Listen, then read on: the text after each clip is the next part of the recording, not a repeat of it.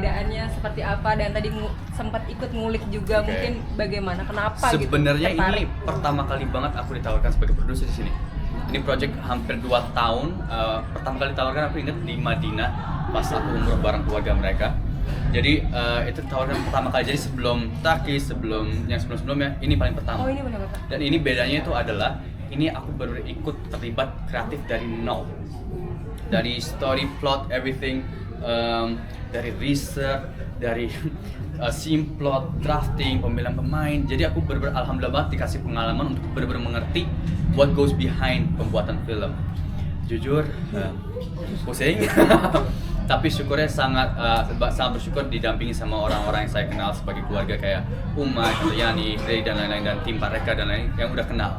Aku sih nggak kebayang sih kalau aku mendapatkan peran sebagai produser atau produser kreatif ini bukan sama mereka. Nyaman nggak? Jadi kapok sama gimana ya? Di balik layar itu nyaman, sangat Kalau nyaman. lama-lama jadi akhirnya mundur mendingan Enggak. kerja di balik layar. Jujur pasti namanya kerjaan apapun pasti ada pusingnya, tapi nagih. Karena pada akhir pas lihat hasilnya, karena aku udah lihat hasilnya juga, itu oke. Dari yang rasa pusing-pusing kemarin, ini nih for this gitu.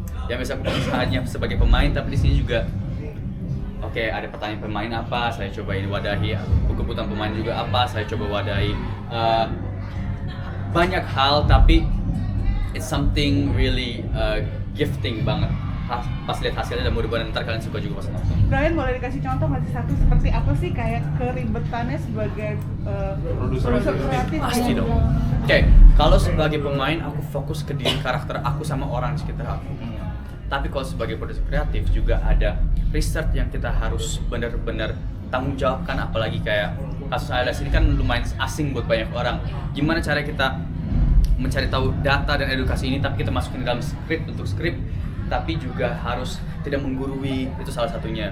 Bentukan kreatif secara set, baju, itu juga. Cast ini cocok nggak sama cast ini, teman-temannya ini cocok nggak sama cast ini. Jadi ya apa aja yang ada di filmnya ya saya lumayan terlibat di dalamnya gitu.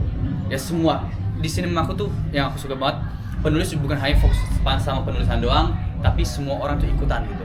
Dan ya feedback itu banyak diskusi sampai pagi dan ini mau dibawa kemana.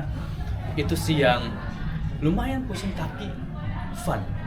Karena mungkin aku masih di umur aku sekarang ya, tapi aku ngerti kenapa orang bisa melakukan ini sampai mereka udah umur berapa, karena it's like adrenaline rush. Apalagi pas kita udah di set, terus pas di set lihat hasilnya jadi, itu udah kayak wow. Apalagi aku pertama kali mulai percaya sama project itu adalah pas kita big reading. Mungkin ada beberapa kalian lihat yang kita kursi putih-putih mereka mulai reading, itu aku bilang this will be something. Karena ketulusan semua pemainnya itu kelihatan tulus, semua pemain, tim, kru itu udah kelihatan dari awal. Kalau kamu bekerja sama maksudnya dengan Prilly dan Uma yang mungkin sama dulu pemainnya, maksudnya ada sempet berantem atau adu? Pasti cekcok, pasti argumen. Argumentasi itu bukan hal yang negatif ya. Debat bukan hal yang negatif. Itu hal yang bagus malah. Malah aku suka kalau orang itu kita bisa berkomunikasi dan selesaikan di sana gitu. Karena pada akhirnya emang pasti berargumen. Nih yang tadi sempat Kak Dirina ngomong, 2 kepala dalam pernikahan jadi satu aja ribetnya minta ampun. Ini banyak departemen, banyak kebutuhan, ada departemen art, wardrobe, makeup, penyutradaraan, ada departemen financial, semua itu semua digabungin. Kita harus cari solusi dalam waktu yang cepat karena mau syuting. Tapi emang tim yang dibentuk sama sinema aku tuh emang semuanya udah bersifat keluarga dan nyaman. Jadi kalau ada argumen tipis, itu kita anggap sebagai argumen, nggak ada baper-baper. Mungkin yang paling kritis atau yang paling sering berargumen sama Brian siapa, Prilly atau Umay?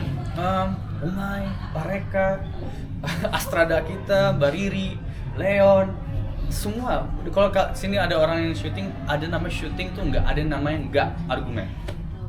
Diskusi debat tuh pasti ada. Dari aku pemain pun baca skrip, kayak nggak mungkin ngomong kayak gini deh, itu aja pasti ada. Tiba-tiba pemain kita ngasih tahu ini kayak gini ya, ini kayaknya lebih enak. Oke, kita coba cari jalan tengahnya ya, pasti ada. Berarti nggak ada baper ya, Nggak ada baper, kita bapernya pasti bayar aja udah. Ngapain baper-baper di luar nggak dibayar, ngapain, rugiin kan soalnya. Pelajarannya apa sih yang diambil dengan kamu berada di belakang layar ini? Jadi lebih menghargai dan respect sama orang di belakang layar sih. Emang dari dulu nggak pernah ngerasa nganggap kecil ya. Tapi trust me, kayak sebagai pemain kita datang pas mereka udah set semuanya. Kita pulang mereka harus tetap repacking semua, bungkus semuanya. Stres, aku kira aku sebagai pemain stres secara emosional iya, karena emosi kan pada deliver kan pemain sama director, tapi teknis tiba-tiba hujan, ini gimana plan B-nya gimana, Astrada yang selama ini kita kayak tanya, aku tahu sebenarnya di kepala mereka pengen teriak gitu.